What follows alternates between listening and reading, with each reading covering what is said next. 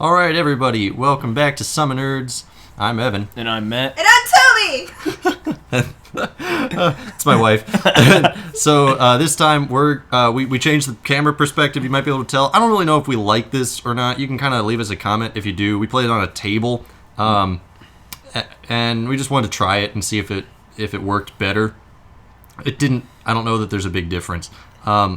We also this is our old camera. We have a new camera now, so eventually we'll get to a game with the new camera, and it'll look a little nicer than this. So maybe this table setup will work better when we use the new camera. I don't really know. Yeah, tell us if you like this better though. Yeah, I actually didn't play this game. This was between Evan and Joe while he was visiting. Yeah, it's true. It's good to mention. I'm Merrick down there, and Joe is Sunderved. I haven't used Merrick in a while. I don't usually play as Cloak's character or like faction related things because Matt likes them, and so he plays them more frequently. And then I like have seen them in games recently, and then I don't feel like playing them, if that makes sense. Mm-hmm. But I like them. I think they're a good faction and everything. So I was happy to play with some Cloak's units in particular. So. Which die was it? Was it that one? It was. I watched that like 4 times to make sure, because I told Joe I was positive, and then when I was rewatching, I was like, oh, that was actually much harder to tell than I was thinking it was. But it was the right die. Right. It was the hit die. This is I like the idea of this matchup though. It's Sunderved's tanky, bulky units against Merrick's fast-hitting weaklings. Yeah, it's true. Sunderved's got this like very formation-based deck where he needs his commons up close to him, and then Merrick's got this kind of more, I don't know, like assassination-based vibe going, but also has the ability to boost her units to some kind of ridiculous power with her event abilities. So she can give them, like, she can give her hunters really powerful abilities, but then they can't really take a hit. It's a cool idea, certainly. Mm-hmm. Is sort of similar to the last one where I was Merrick and Evan was Nakuyana, but I think this matchup is a little more interesting. I think this game is a little more interesting. Yeah, it's not necessarily the matchup. Because I just didn't have the hand I want. I couldn't show the Merrick. That I wanted to show. But in this game, we can hopefully see some more interesting stuff from Merrick. So Joe just missed my Tinkerer outright. He probably would have killed it if he'd hit it. If he'd hit it with even one, he could have knocked it over to his warrior and got one more die on it. But actually, a rusher is what that is. No, the warrior's in the foreground. Oh, that one. Yeah. He would have. Yeah, that's where he definitely would have hit it. Yeah, because the rusher already attacked something this turn. So, okay. So I've got Finkelstein in my hand there, and a Thief, and Farshot, Swift, and a Scholar. Mm-hmm. So a couple event abilities, and Fink he's my homeboy in this deck. Mm-hmm. I love Fink. I really can't imagine a Merrick deck without him. I'm sure it could be done, but he's just so useful because he's cheap and has such a nice attack, and he has such synergy with the event abilities. Mm-hmm. I agree. I typically always build in Fink. Last time I did a Violet substitution, which is sort of similar in idea. Yeah, because same cost and also has range, a little bit less attack, but can shoot through things. So that's nice. And then Violet with Farshot is just great. Right. All right, I'm putting Farshot, I think, under Merrick, if I read that correctly as I was putting it under. This is going to be a little bit of a challenge to put the event abilities, or to see what event abilities they were, and narrate them for you guys, and to remember what is under what. I did, when I edited the video a little bit, I did look through all of it, and I didn't see any illegal moves. Okay, there was Swift. It was Swift. Yeah. So hopefully that's not Farshot. No, I'm pretty sure it's Swift. And I taught Swift to the Tinkerer, but it didn't matter. Matt made fun of me for it. Yeah, I wasn't absent from this game. I was making he was great jokes. Sitting in the corner. Yeah, you don't get to hear any of his jokes. but yeah, so it was an interesting game to play, but it's a little weird to narrate because of that event ability thing, because they're under the cards and it's hard to tell. So I got one hit on that rusher. That was a nice feeling. And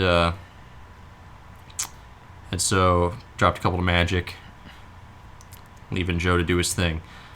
The pacing of this game is a little weird because Joe and I took some pauses in our turns that were a pretty reasonable length. So we'll just kind of see how it goes to narrate it. All right, so Joe's got Torodin in his hand really early, which is kind of a fun idea against Merrick because it can kind of trample over the commons and get to Merrick, who's kind of a squishy summoner. She's kind of easy to kill, especially with Torodin's advance. Right. All right, he's got Defender. It's kind of a fun idea. Put Defenders in SummoNerds deck.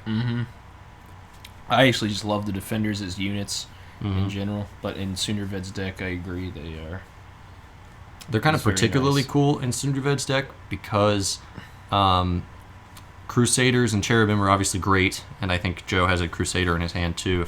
So he has that idea certainly down. But Defenders are really cool because SummoNerds already has like some great attack bonuses, and the Crusader and the Cherubim is a great attack bonus. But SummoNerds doesn't have anything particularly to boost the defense of his units. He can't use Colleen Brighton, so it's kind of nice that he's got this Defender now that can help his units a little harder to kill. You know? Right. And not just that, but he can also boost the Defender's attacks and make them... Like, because the Defenders normally, I picture as just units making everything else better, but the Defender itself actually becomes a problem with its attack value of 2. That's true. And, you got one hit there on the Tinker. Now he's going to hit it with the Brute. It's true, because it has 2 attack, it's a lot better, and they're cheap. Only 1 cost. Kind of like most of SummoNerds units. Yeah. But I prefer the Defenders in a lot of ways to the Warriors because they just instead of having a little extra attack for 1 unit, they give a decent bit of extra defense for several units. And SummoNerds always wants that nice tight formation anyway, so the Defender is just a really cool idea for this deck. Yep, I agree. Good job, Joe. Who is absent right now, unfortunately. Thank you. No, that wasn't Joe, that was me. All right. Fink, Retribution, couple Scholars, Far Shot. Oh, I dropped my card and I freaked out.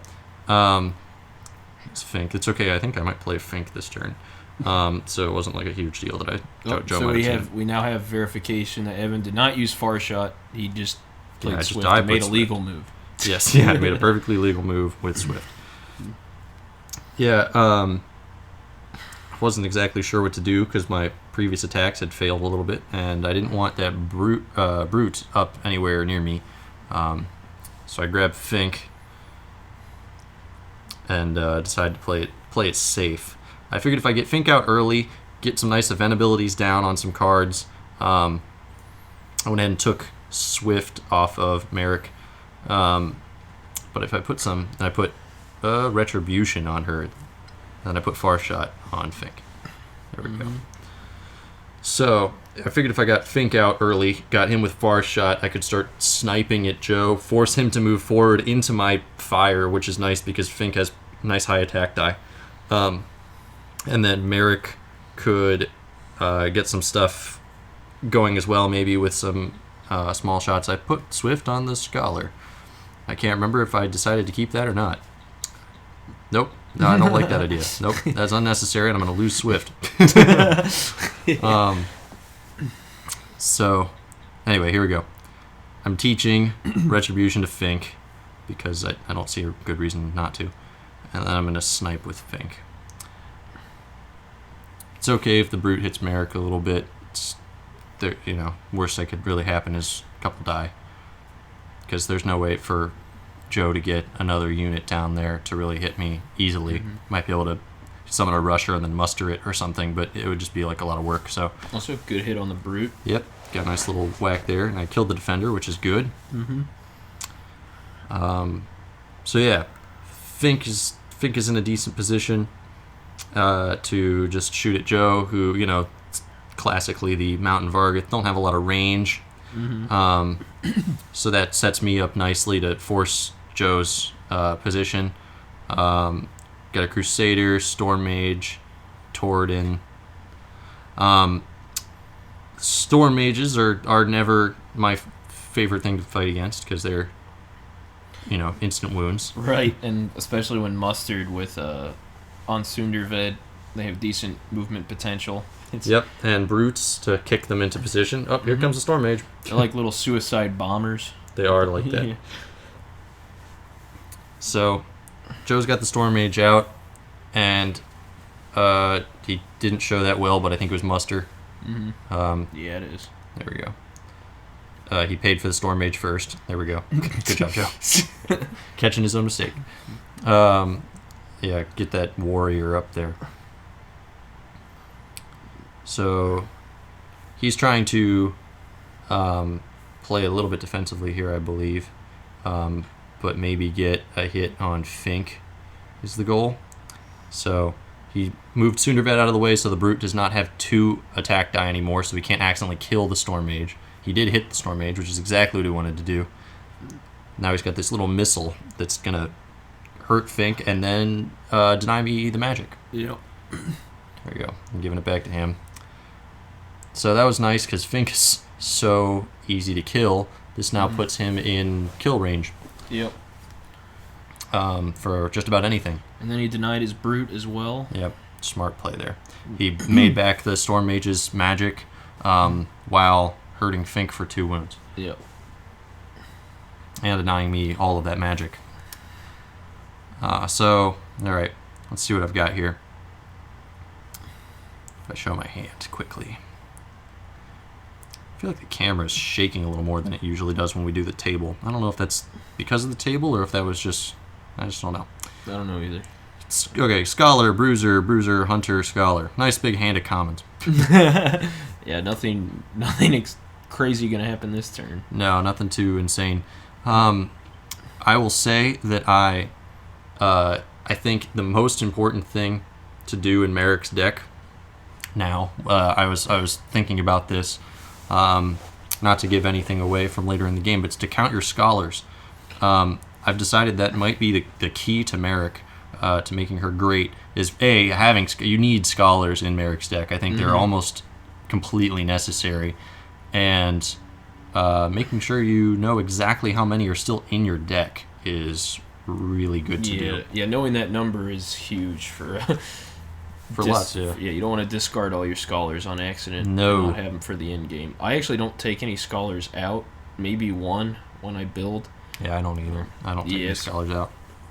And it's rough to take out the hunters too for me because I just love their synergy. Tinkerers have such a great ability, but they're easy to take out because they don't have a specific synergy with the other cards. Right. This is my bruiser. Got a nice bruiser up there. It did some work. That's good. Hit that warrior. Fink to the warrior. Misses everything. Oh. So that warrior... Yeah, that hurt. Yeah, that was awful. Because now Fink is in range of an easy attack that he wasn't before. Obviously, Joe could have summoned something or mustered something and still hit Fink if he really wanted to, but this makes it so easy for him, and it means he can use whatever other resources he wants to kill my bruiser or to hit Merrick. Yeah, there's a cherubim and a crusader. So that he could have killed Fink with the cherubim, but now he can use the cherubim to hit the bruiser or to hit Merrick. And that's terrible because that's not what I was ready for. I was not ready for those things to be hit, or really, I was hoping Fink would even be safe, but oh well, these things happen. And the other thing about Sunderved and the Vanguard or the Vargoth Vanguard units, Crusaders are powerhouses now because there are 2 attack, 3 life commons if they're near Sunderved. Yep. Yeah, that's big. Crusaders are... Wow. Yeah, they're really powerful. Joe remembers to pay. There we go. Pay for all those units he's put down. So yeah, you're definitely seeing he could have killed Fink, and here's greater command. Boom. And cherubim have 3 attack when boosted by Sunderved and a Crusader. Yep. That's amazing. Yeah, it's huge because you can do that in the Vargoth Vanguard deck with Moira, but you can only do that with one crusader per turn. Sunderved can have like 3 crusaders, or three cherubim. I mean, and all of them could have 3 attack. Yeah, the only way to get the cherubim attack up in Moira's is to use it with her ability at the start and a crusader. Yep. So, I mean, Sunderved's doing the same thing, but he's boosting everyone around him. Yeah, he can also boost the other units. So, there we go. 2 with the warrior because of greater command. Gosh, that was harsh. That was hard to watch. And then he's got 5 dice to hit this poor bruiser, which I really was not prepared to lose the bruiser this turn. He hits 2 with the crusader, so that was bad. And now he just needs to hit 1 with the cherubim. So I'm down a champion. I don't have a ton of magic in reserve because I paid for a bruiser, which I hoped would live. I had used retribution on the bruiser. That's what I'm showing here. So the retribution roll, I do hit the crusader. There we go. I was just clarifying for Joe that I had used retribution on it. I know I said it out loud during the audio because I listened to it recently, but I didn't motion with my hands or anything. It's all right. Let's see here. Not a great looking position for me. I also lost Far Shot, went into my discard. I can obviously get it with the Scholar or something, but I have to pay a magic, so it's kind of a pain to get Far Shot back, which would be nice to have against Sunderved's mainly melee contingent. Again, though, with the cherubim, he doesn't have that range limitation like he used to, so he's just a really solid all-around deck with the alliances. Like he doesn't have any obvious weakness. Right. He has good movement potential. He has good buffs that he can give his units, like attack buffs in particular, but also with Defenders Now defense buffs. And he's got really nice commons of all different shapes and sizes, lots of different attack values, lots of different health values, and with Cherubim, he even has range. And just the Sunderved's always been great at always having the right event at the right time due to the superior plannings. Yeah. So he's just a tough deck now. I did pay for Far Shot. That's what it was. Those Crusaders and Cherubim really boost every single deck that they are compatible with. So I've got that Greater Sneak. One of my big things I was hoping to pull off, and this is like an obvious thing, was Dagger is in my deck, and I wanted to Greater Sneak him behind Sunderved and whack him, or one of his champions maybe, that would work too, and whack him for a bunch of die. Putting down a nice defensive wall. Just hoping to stem the tide here for a little bit while I work on a way out of it. I'm putting Swift on that Scholar. He finally does get Swift. Yeah. Dagger with Greater Sneak. That's incredible. I know it's a huge it's a huge boost. So, trying to figure out exactly where I need to go to. There we go. To keep from losing. In fact, I'm pretty sure I would just outright say that Greater Sneak is her best event ability. Yeah, I mean, that or Marked Target is obviously big. And what are my 3? There are 3 that I'm always looking for. Greater Sneak, Marked Target, and actually, just Swift is like really nice. Well, Swift is really nice, and Escape. I like both of those a lot. But yeah, I agree. Greater Sneak is probably the biggest thing, just to be able to give any one unit huge movement potential. It makes Schultz a wrecking ball. Yep. Because just swap and then continue his movement. Yep. That makes Spider a obviously. huge threat because he can just keep putting wounds on every turn. If you've got a decent defensive position, you can just keep throwing Spider down to the enemy line and doing a free wound. Keep running Thieves down to the end of the board. Yeah, gosh, and then you can get Greater Sneak back even if you kill the thief. You can just get it. You can pay for it with a Scholar and just keep sapping your opponent's hand. Yep. It's a huge deal. And then you can even double up on them and give Merrick like Swift or something, or give Merrick Greater Sneak and keep teaching it to your thieves. Yep. But you could give your thief Swift, and then they have that one extra range. And your opponent's not thinking that they have, 6 movement. Yeah. 6 movement's absurd. And you can do the same thing with any of those champions we just mentioned. I mean, my goodness. Merrick is a deck of endless possibilities, and you just keep Yeah. chaining abilities together. You just have to get those combinations. That's the only thing. I was also thinking with Merrick might be a deck. Matt and I have kind of been talking about some decks that it's just useful to put down commons, to have lots of commons on the board at any given time. The cave goblins, like with sneaks, it's always good to just, I think, unclog your hand by tossing out as many commons as you can each turn. I don't know that I'd go that crazy with Merrick, but like I think it's useful for her to have several commons on the board so you can give all of them event abilities and you can teach different things, especially hunters. That's why it's a good idea, definitely, if you have hunters in your deck. Having several hunters is just worth it. And if scholars aren't at immediate risk, just throw them out just to free up space in your hand. Yep. As long as they're protected. It's the only thing. If you can set up behind your walls, somewhere safe. It's interesting because I feel like a lot of beginning games with Merrick are like slightly defensive. You're like, okay, I gotta build up my hand to be able to do this great thing later. You're waiting for the right combo. So you kind of have to, at the start, build yourself up, and then you can run everything around the map like we were discussing, and once you find your footing. Yeah. So and I was thinking the same with scholars. They just give you nice potential for combos later, like to swap your event abilities around like crazy. So I don't see a reason they shouldn't be on the board, at least for a while. And because they're 0 cost, some units, there's a net loss just by playing them. If they don't do something, then you could have built them as magic to gain 1 magic, and instead you paid something for them. So even if you kill them later, you paid to get them out, and you lose magic if they didn't do anything during the game. Right. Scholars, on the other hand, I almost fell over again. Dropped all my cards.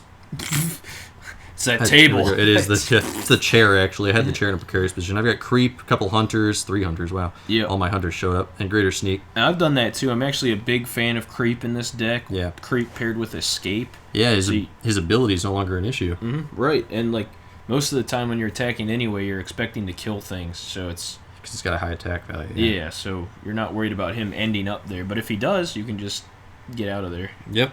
So I'm putting down some hunters. This is good, or a hunter at least. But yeah, with the scholars, because they're 0 cost, you can put a scholar down and kill the scholar the next turn if you want, or even later that turn. And it's as if you just put it in your magic. It's as if you built it into magic at the end of a turn. You don't lose any magic for putting a scholar on the board. Mm-hmm. So anyway, I think putting down all of your scholars, as long as you can keep them safe and not lose them to your enemy, it's not a bad plan. So, Hunter with Swift, trying to get him around. I'm trying to flank Joe a little bit here. Hunter gets a little extra attack, which is nice. The Scholar and Merrick over there, my plan is to force Joe to choose between them which one he's going to kill, the Scholar or hit Merrick. So with Sunderved. So I'm shooting at Sunderved. Merrick still has Retribution, so if he attacks Merrick, I'm hoping to do a little bit of damage back. Yeah, I like this move because also we're threatening dagger coming out. Yep, and I'm drawing him closer to me. I'm drawing Joe in with Sunderved, who can only get out really with fall back, which is an amazing ability. And but I'm hoping that Joe will keep Sunderved in for this one turn, and that I can get some crazy combo off on him. He does have fall back. He has Torodin, Quen, Superior Planning, another cherubim. So what I'm hoping here was to draw Joe in. I do have dagger, I believe. Or maybe not. No, I don't have dagger. I'm hoping dagger is going to show up, though. I do have greater sneak, and I've got hunters in my hand. And I was hoping maybe with like some hunters and escape or something, I could maybe mark target. I could pull off some crazy many dice hit on Joe if he decides to push in. So he here is. comes Joe going in. I didn't see a fall back, so it looks like Joe is planning on having. So this is exactly what I wanted, except for that cherubim was a little bit unfortunate for me because it blocks off that third avenue to hit Sunderved. But I had thought that was possible, and so a way I could get around that maybe would be to summon 2 hunters and have one shoot Sunderved and then escape out of the way of the other hunter. And then shoot with the second hunter, and then also with Merrick. The trick here will be having the correct events abilities, I'd have to have escape, and I was hoping to have marked target. So Joe got all 3 on Merrick there. So that puts me in a really bad position. Not an even trade. And I did not get the retribution. Mm-hmm. So this is that was the worst that could have gone for me. Because now even with my wall, that was the very worst that could have gone for me, because now Merrick is 1 hit away from being killed from Sunderved, probably, in all likelihood. Mm-hmm. It's hard to get her out of that position because he's got me flanked now, and he can muster his men up. So even if I run away with Swift or something, which is now on my hunter, so I'm gonna have to get that back somehow. Kreep, greater sneak, escape, dagger. There's dagger and a hunter. Mm-hmm. So I have escape and greater sneak, and I have dagger, but dagger can't get behind Sunderbed. Yeah, that cherubim, that was nice. That was nice play from Joe, blocking off that summoning point. Yep. So I don't know exactly what to do to get out of this. I do definitely need Merrick out of danger. I was thinking about a way I could just go all in on Joe, maybe with escape, like I was saying, maybe somehow using kreep and Merrick and a hunter somehow. But the more I tried to do the math in my mind, because I don't have a scholar anymore, and because I realized that the most I could generate under perfect conditions, I think, is 8 dice. Was when I did the math. I think that's, if I had a scholar and if everything was perfect, I think 8 dice was about the most I could generate. And hitting 6 out of 8 isn't expected. Mm-hmm. So all in was not a wise maneuver, and I didn't actually have the way to get that all in play. I think the most I could have done was 5. And obviously 5 to hit 6 isn't going to work. Or 5 to hit 6 health is not putting Merrick in a good position next turn, especially if Joe has fall back, which he does. So I decided priority is getting Merrick out. That is the key. Nothing is more important. Right. So if the marked target showed up, then it would have been. I would have gone for the 8 for 6 in this situation, just because I wouldn't think I had another shot. Yeah, I don't think there's another likely chance I'm going to get Sunderved down deep in my territory with me with an opportunity to attack him.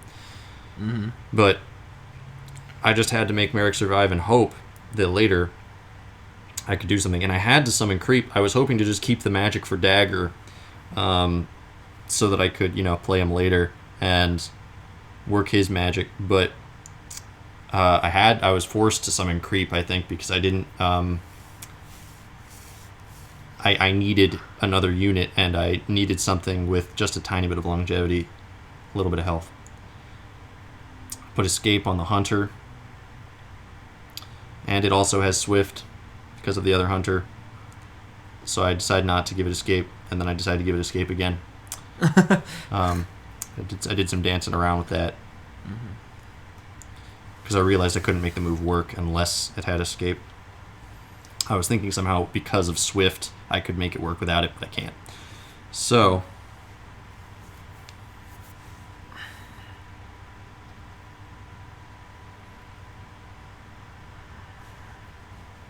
all right, here we go. Moving. I actually could have made it work, but I wanted the hunter to have that extra attack value, I think was what it was. I wanted it to have 2 attack to hit the cherubim. Yeah. Because if I didn't get the 2 attack, then it was pretty likely that he would be able to shoot through with the cherubim and hit Merrick. I was worried about, the 1 die versus 2 die. Just didn't think it was worth the risk. Mm-hmm. So now, I'll escape. But I should have done that move differently. I wasted a magic there, but that's fine.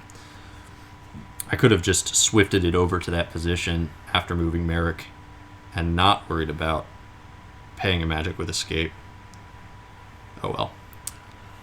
Yeah. Well, hindsight. Right. It's only 1 magic, really. It's not a huge deal.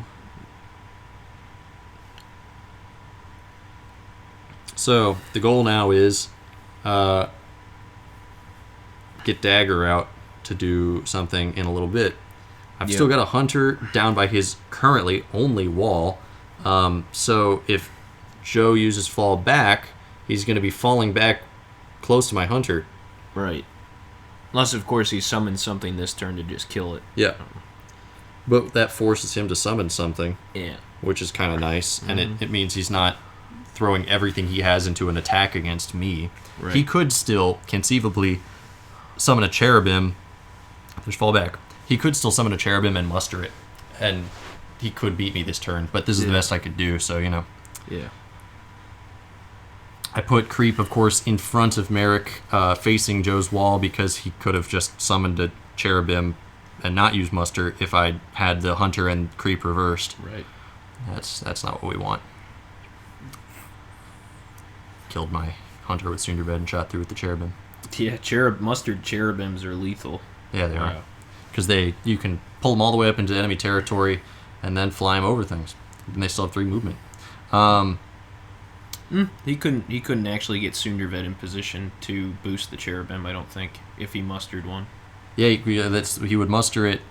He'd have it right next to him and shoot through. That he'd kill this hunter just like this and then shoot through with the cherubim and hit the cherubim Merrick. would be running over everything to hit the other side. No, it'd be on the same side. Now, if he could have had a cherubim in that corner and then shot through and hit Merrick for 2 potentially, but he just didn't have a cherubim, or muster maybe.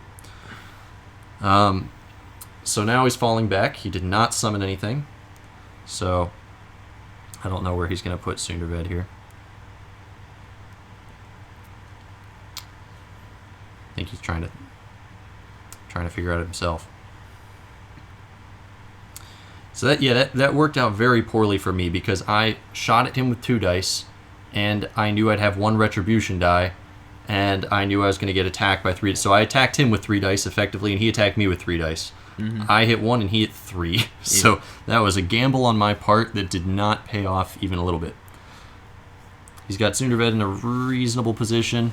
If I'd had enough for dagger, I could run him up right now. I don't have enough magic because I had to buy Kreep. I had to get him out there. So Joe's saving up. He's probably trying to figure out there's torodin and superior planning. He might have tossed Quen to magic. He might have had to do that. Yeah, I don't know. I don't know where Quen went. It was in his hand a little bit ago, I thought. So, I'm trying to figure out exactly what I can do with this turn. Teaching Kreep Retribution, because it's what I have with Merrick to teach, and I don't have a scholar still. And trying to figure out, putting the hunter behind Cinderbed, just get a couple more die on him. I'm hoping he won't notice that he is actually within range of a greater sneak dagger. Not a greater sneak swift dagger with a 6 base movement. He's in a regular old greater sneak dagger range, right where he is from either wall. And I don't think he notices that right now. So I got 2 hits. That was key, because if I do have dagger able to do that move, that makes this a 5 to hit 4, not a 5 to hit 5. Huge odd boost there. Yep. So Joe tries to figure out how to retaliate. It's not going to be too hard to get rid of the hunter. Actually, it's not really that hard to figure out a way out of this in general. At least the dagger play would be easy to block. Summon something behind Cinderbed, kind of, and he's not in too much trouble. Right. Kreep's a bit scary for him too, coming up there at full hill. Yeah, I know. That was I was hoping to draw his attention with Kreep, make him think about that threat and not about dagger, not about that possibility. Right. That was the goal. But it was a gamble, because now, because of where Merrick is in health, and because where my deck is, and his deck is still pretty decent, and my positioning is bad, I'm relying on dagger. So here comes the cherubim. Yeah, relying on that dagger play feels scary. Yep.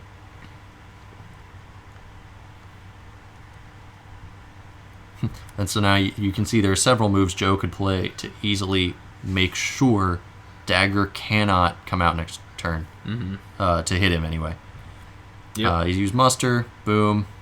Hey, there's one of them. Yep, that's it. Right there's fine. Nothing else necessary.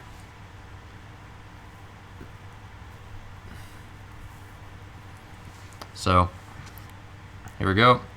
Still fine. Yep. Still okay, actually. Dagger could hit him from the... Oh, now we're not okay. Now we're not safe. So, Joe's obviously not considering Dagger. Am I trying to hide my smile there? Yep, kills the hunter, of course. And I'm like, oh, shoot. Oh, no. I lost my hunter. Right. Losing Swift was a bummer. I mean, obviously, it's not lost forever, but... In fact... But actually, it's good that he killed it, because if he didn't, I couldn't do it. In fact, there's even a way from here to save it, too. Is if he hits here... Yeah. And just move creep over 1. Yeah. Yeah, no. If he moved creep... still... But what he's going to do... yeah, he moved creep that way. I don't know what... Yeah, I rolled for the retribution. I didn't get it. Yeah. That was what that roll was. I was like, what? Yeah, what's going on? What am I rolling for? No, yeah, that's... he moved creep back, just hoping to screw up my move, because now he moved a full 3 spaces. Now creep is not able to get back to where he was next turn.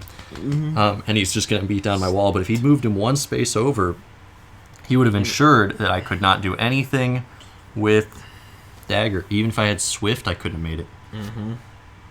But so we're gonna see Dagger come out. Yeah. It's exciting. Yeah, that is very exciting. This is what I'm considering kind of my last hope, because even though creep has plenty of life left, my wall doesn't, my deck doesn't. It's gone. Yeah. Mm-hmm. And that's all my magic. Joe's like, okay. Oh, greater sneak. And I don't have anything in my hand except a wall and blitz, I think, are my last 2 cards. Mm-hmm. So a wall and blitz are not going to get me anywhere. Yep. And here for all the marbles. 4 out of 5 is reasonable, boom, but not... It's not only going to 3 happen. of them. Yep. So, man, if my earlier gambit had paid off, I would have been in a better position here, but I did not. Yep. I did not have that, and I had to go for an all-in Hail Mary. Mm-hmm. Didn't pay off right there. But I mean, that was cool. Merrick looked like there was absolutely no hope at all. Came back with a greater sneak Dagger. And the game almost win right there. This is actually kind of big to notice. The game is not over right now because Joe has to be able to get rid of the Dagger threat, who, by the way, could just, like, even if a brute kicks him 3 spaces, Dagger can come back. Mm-hmm. Because of greater sneak, 3 spaces is nothing. Yep. And he has to be able to block off every other avenue to hit Sunderved. Every other space has to be blocked because 1 hit could kill him from any unit, and Joe does not know that I don't have any commons left. Right. So it's very scary moving everything around. And so, in an attempt to block a common, Joe could leave open a way for Dagger to hit him, or a way for Merrick or Creep. This is the big thing, though. Because I have no commons, I have no scholars. So I can't get back Swift or Greater Sneak or anything for Merrick to be able to make a play later. Retribution is all, and Blitz are all I have. And those are not going to help me get a sneaky attack on Sunderved. Mm-mm. Everything is pretty predictable from here on out. Joe realizes I don't have a draw, and I don't have any magic, so he can actually determine every card in my hand with 100% accuracy. By just looking at the discard piles. Looking at the discard piles and his own magic pile, he knows exactly what cards I've played and what I have left. I don't know how long it takes him to figure that out here to look at my stuff. Mm-hmm. But Joe's worried because he does realize that actually is a tighter position than it appears. Killing Dagger in this turn is unlikely, but killing Dagger next turn is incredibly likely. So I might have one more turn with Dagger, and at this point I don't have to be behind Joe anymore. If I can even just get beside him or in front of him, it'll be fine. He can't move Sunderved too far forward because I could shoot at him with Merrick if he leaves me the opening. Yep, it's also true.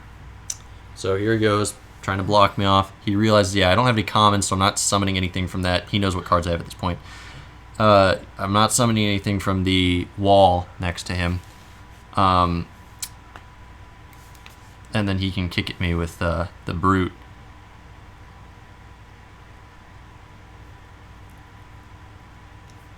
Yep, see what he does. So this is a big thing. If he kicked me with the brute and moved me 3 spaces towards our screen here, toward that side, I could still greater sneak to his side.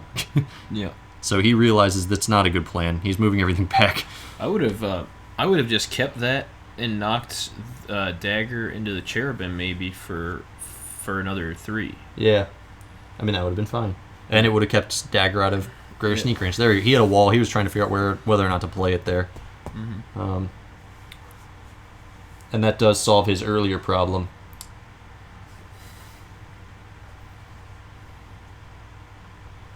So, alright, so yeah, now I can't greater sneak around and whack Joe. He's trying to count every single possible move that dagger could make. Right. Which is wise. But I can't make any crazy move. I'm not sure if he actually knows that yet or not. If he's realized that without scholars, there we go. Without scholars, there's no. Yeah, he didn't realize I didn't have any commons yet. This is where he figures it out. He was just the previous move when he was leaving that space open next to SummoNerds, he was actually just gambling that I didn't have any commons because he didn't have any way out of it. If I did have commons, I never saw him check the discard, so I was. Yeah, if I had a common left, Joe actually had no way he had thought of to get out of it. I didn't though, so that's that. I could have a scholar could have won this game for me with its attack. Yep. A free scholar could have actually just won this whole thing for me. Yep. If you just had one more common. Yep. Yep. It did. It did occur to me. So it's too late now, though. I did not count my scholars. I tossed some to magic earlier to pay for things, and I was assuming I had one more. Actually, the whole game, I was like, I know I have one more deep in my deck. But nope, I was just forgetting about Blitz as an event because it's the one I use the least. Mm-hmm. It's a nice way to generate some extra attack die, but it's not something that I frequently think about. Right. So he hits both on dagger. With the brute, it's actually kind of big because it puts dagger in a very easy kill range, especially with something like a storm mage. Yep. So dagger is not going to live for a third turn. I was really hoping maybe he'd live for a third turn. Joe's trying to remember Blitz. He knows I have one more event ability. It's Blitz, Joe. Don't worry. Blitz. All right. And here goes dagger. Oh, no. See, still, though, it doesn't really matter that he moved him too much. I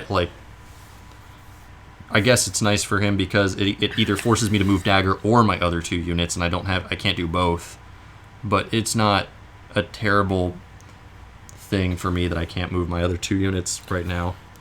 If Violet had Blitz and she moved adjacent to something but attacked through it on another unit, would she be able to attack that adjacent unit twice? Because she's attacking the one through it, and then Blitz would have her attack adjacent units. I don't know if you can use Blitz if you don't attack adjacently. I don't know that you can Blitz ranged. I think you have to Blitz everything adjacent or... Yeah, that might be. I think I think you either attack everything adjacent or you attack with range. Okay. On one thing. Yeah. If I remember correctly. That's the wrong... I got 4 on that one. If I'd only got 4 on SummoNerds. I got 4 on that brute. Yeah. But that's fine. I killed the brute, so I'm not in a position where he can kick a storm mage at Merrick for the win. Which is why I was keeping Merrick so far back. I realized that it would be so easy for him to just kick a storm mage up. I don't know. I assume brutes kick with the knockaround thing. I very well could not. That's always how I've imagined knockaround working, is the brutes kick things, and I've said that so many times, but if that was not clear, that's why. I don't know, when I imagine the brutes using knockaround... Yeah, when I imagine the brutes using knockaround, it's always kicking. That's interesting. I actually always picture them punching because of their picture, and it looks... No, that's why, the picture has their foot up. That's why I always assumed it was a kick. That's anyway, it doesn't matter. Yeah, it's just because they're like this or something. Yeah. Yeah, that's good, because everyone can see you do that. Yes. Oh my gosh. Yeah. So here's Dagger about to get his comeuppance. He does have retribution. I can't remember. No, maybe he doesn't. Oh, he does. I think, but it doesn't matter very much because there's very little chance that SummoNerds is going to hit him for that. Yeah, there we go. I roll on the cherubim. I didn't get it either. Retribution did not help me very much this game. And I had it for most of the game because it was on Merrick. It was stuck on Merrick for like the whole time.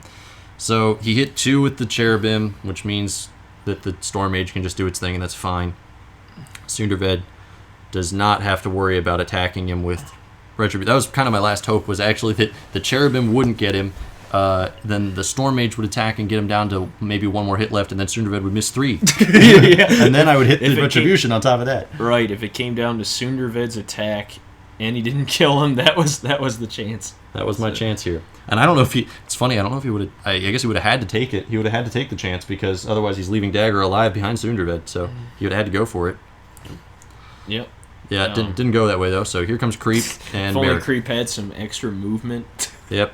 I'm really, all I can do here is try to attack something with Kreep and shoot through with Merrick. It's kind of my last hope, but I know he's not going to give me that chance because that's so easy to calculate, and I don't have anything else here. I can put Blitz on Kreep because that's the only unit I have left without an event ability under it, and it's the only event ability I have left in my hand.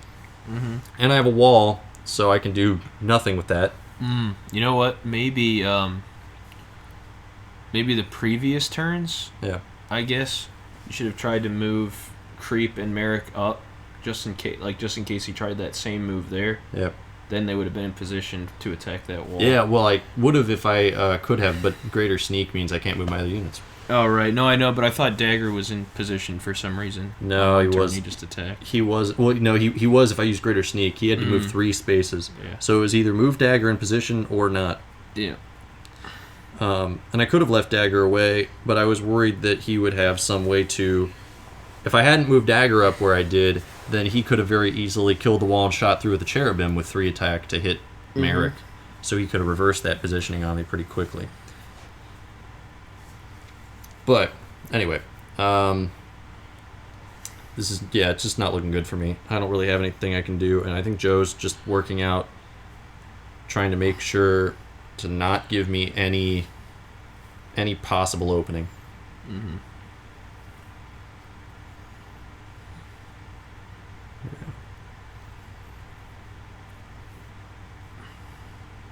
Yeah, I mean, at this point, I feel like there's no real reason Sunderved even needs to stay in the fight. Nope, I would just take him out, move him back.